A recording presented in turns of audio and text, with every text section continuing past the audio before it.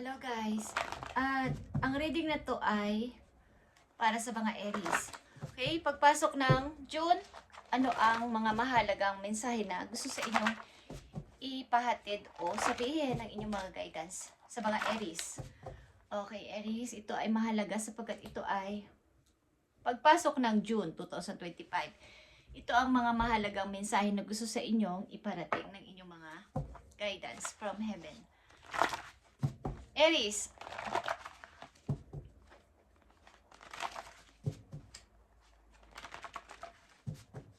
para to sa'yo.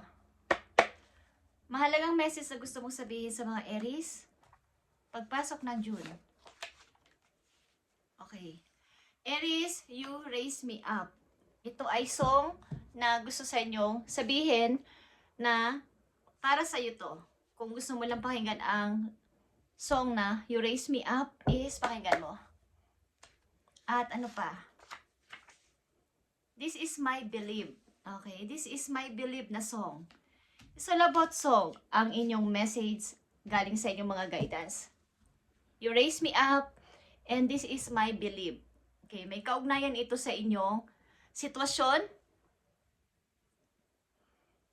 na alam nyong kayo ay up ni Lord, bagamat kayo ay nandoon sa baba at kayo ay nahihirapan, ilan sa inyo.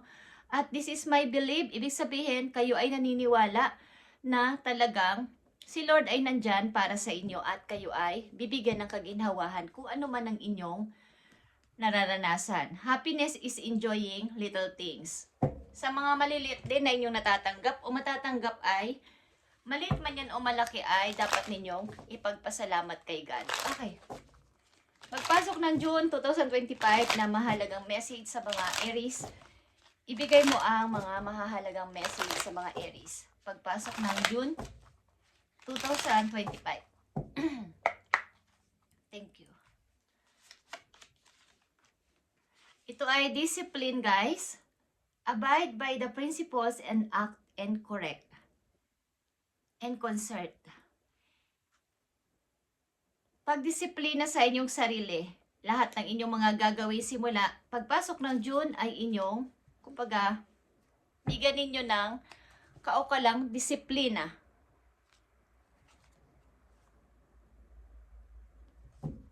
And nandito ang glitters. Come on stage, start your shining. Sa inyo ay magsha-shine, something na sisikat. Kung kayo ay nasa larangan din ng mga entertaining or mga nasa online, ay kayo ay sisikat, guys. Okay, Aries. Tingnan natin ang mahalagang message sa inyo. Pagpasok na June 2025.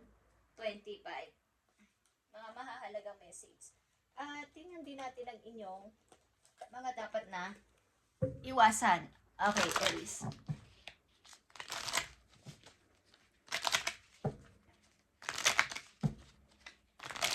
You raise me up. And this is my belief.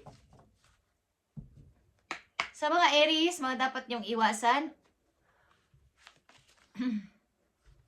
At tandaan. Okay, date is here.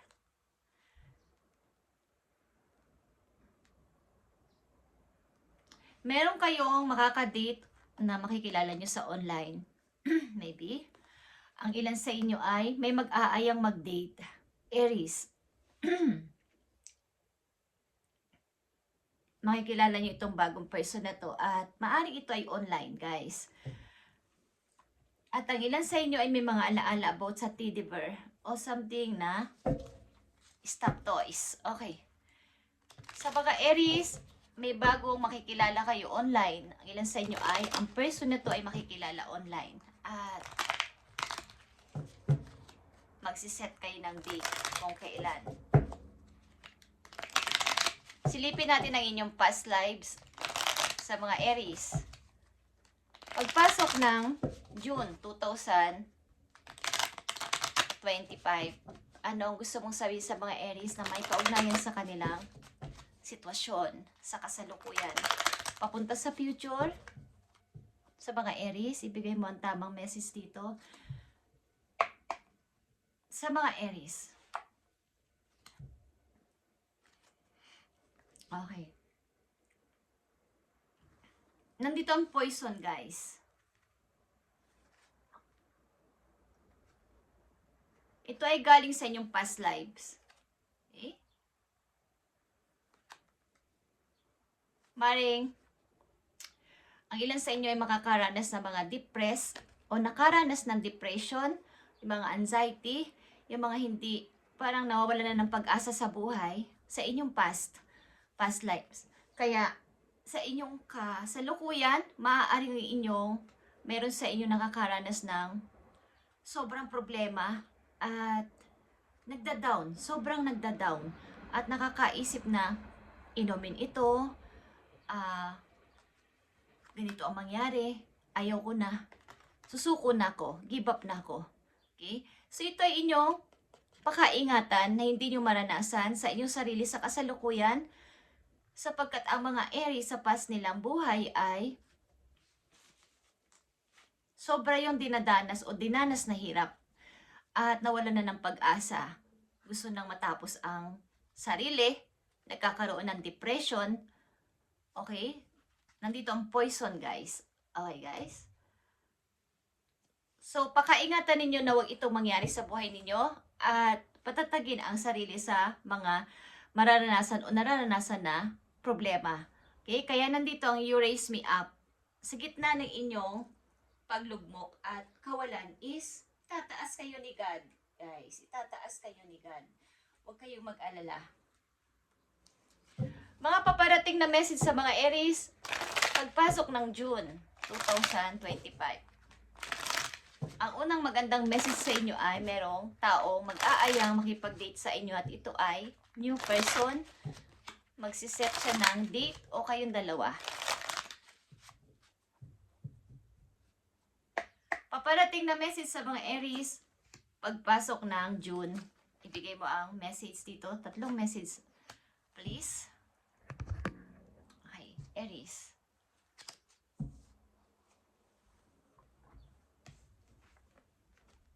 Seven of Swords is here, Aries. 2 of Wands and the Tower. Okay.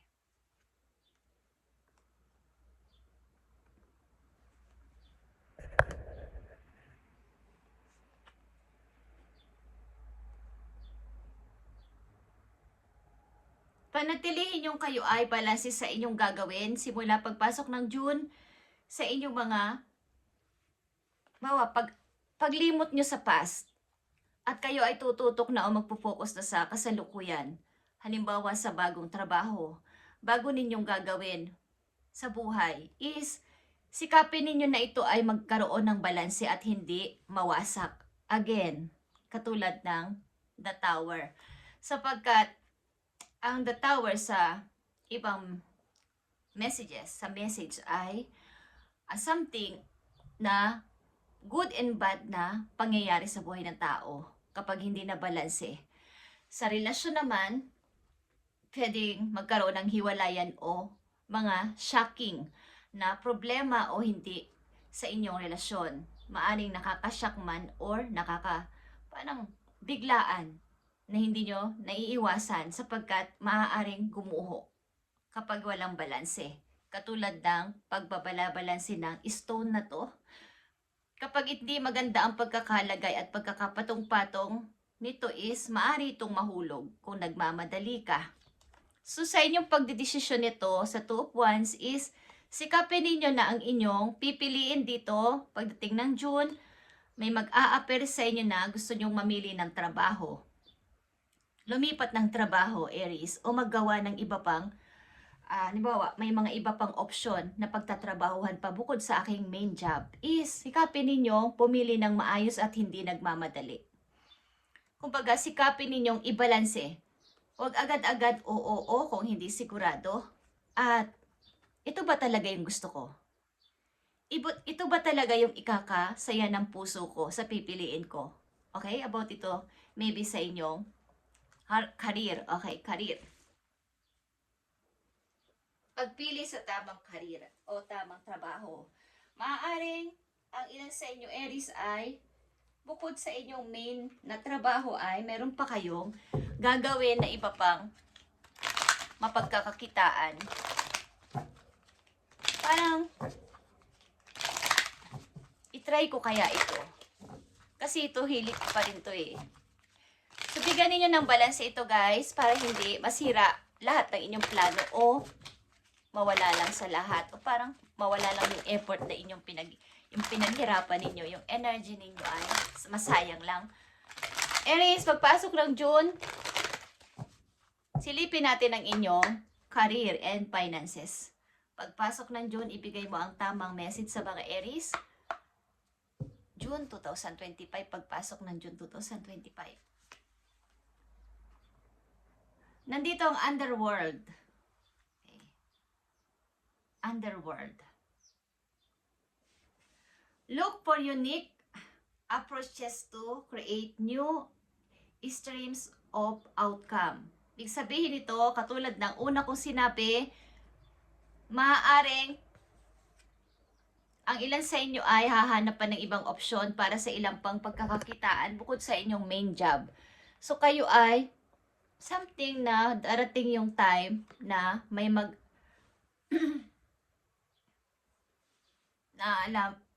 kung alam niyo yung biglang nag-ano yung inyong utak na, uy, parang gusto kong gawin yun. Parang gusto kong i-start yun. I-try nyo. Baka yun ay mag-click sapagkat ang ilan sa inyo ay mag-i-start mag-shine. Okay.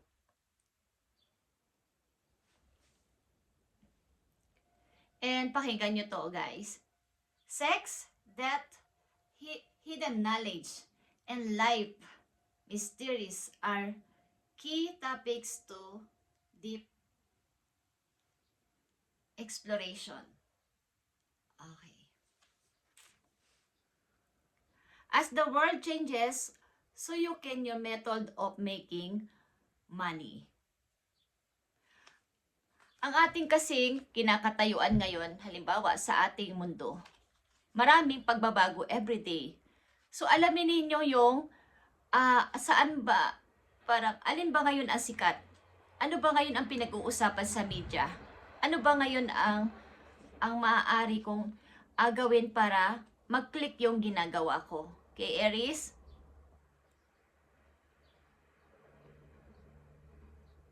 Parang unique approach. Ikaw lang yung may alam nung idea na yon at walang ibang may alam. Kumbaga pag ginawa mo yun, maaring mamangha sila sapagkat kakaiba yung design mo, kakaiba yung ginawa mo. Okay? May biglang mag-aano sa utak mo na gusto kong gawin to. So, itry mo, Aries. Okay? Yung mga something topics. Underworld, ito guys. At pakinggan ninyo ang inyong sarili. Paparating na message sa mga Aries.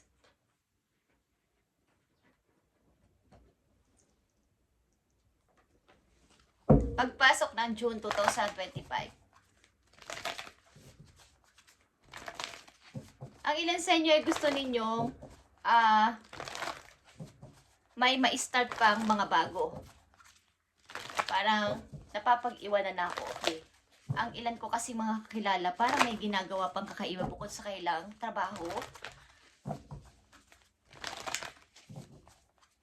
Tingnan natin, Aries. Mga paparating pa sa message pagpasok ng June 2025. Nakita nyo ba ang wise leader? You are beacon for others.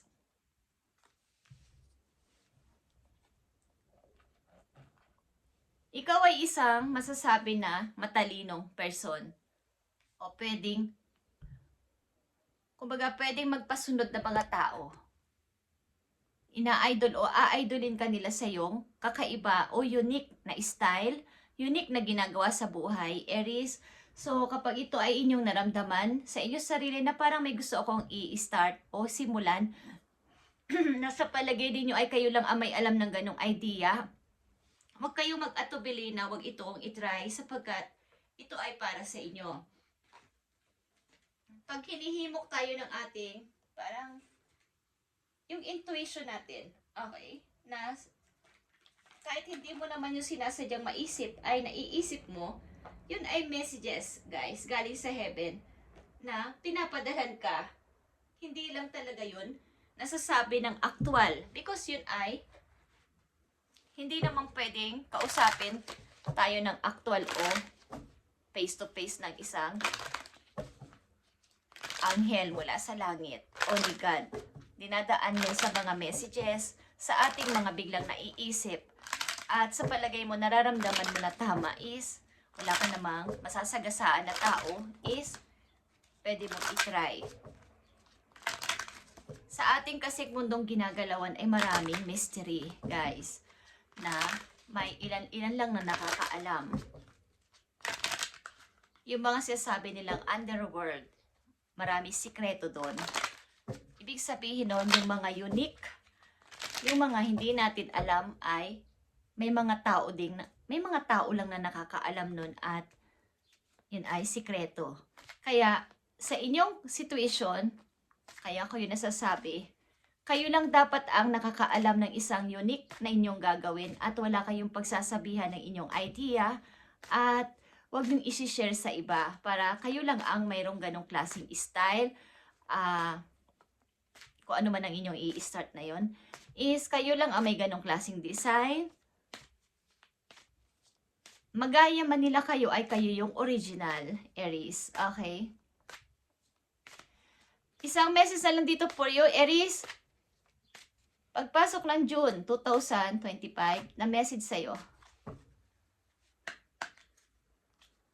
Thank you. Focus on your priorities. Okay?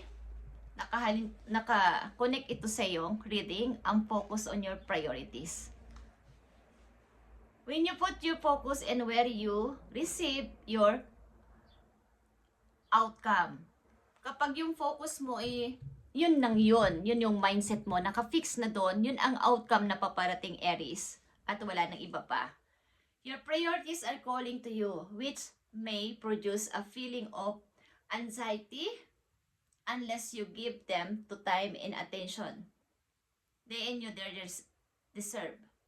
Even a small amount of the devoted to your priorities will help you to feel better and more confident. Okay. Ito ay katulad ng The Hermit. Ito ay paghahanap ng maraming kasagutan sa inyong mga tanong, sa inyong puso, sa inyong isip, kung ano ba ang purpose ko pa sa buhay, Lord. Meron pa ba akong magagawa kahit andito na ako sa age ko na ganito? May asawa na ako? Ano man ang inyong kalagayan, is nagtatanong kayo paminsan-minsan kay God kung may dapat pa ba akong gawin?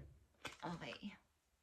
So, focus on your priorities at ito ang magiging outcome sa inyo. Ito ang lalabas na parang bibigyan kayo ng sign ni God na ito pa yung dapat mong gawin, Aries. Ito pa yung dapat mong i-start at hindi pa tapos ang mission mo dito sa mundo. Huwag kang tumigil. Okay? Ang ilan sa inyo katulad ng sinabi ko sa umpisa pa lang ay madaling magkaroon ng anxiety. Sa inyong past lives is ang mga Aries na nandun sa past lives na to ay madaling mag-down kapag sobrang problema na. So, wag nyo itong, kumbaga, hindi ito dapat ma-adapt o magpatuloy sa inyong kasalukuyan. Bagkus ay hanapin ninyo ang kung saan kayo nababagay at ano pa ang dapat ninyong gawin. Okay? Ito yung reading ngayong pagpasok ng June 2025 at isa kang wise leader, Aries. Thank you and God bless, Aries. God bless sa inyo lahat, guys.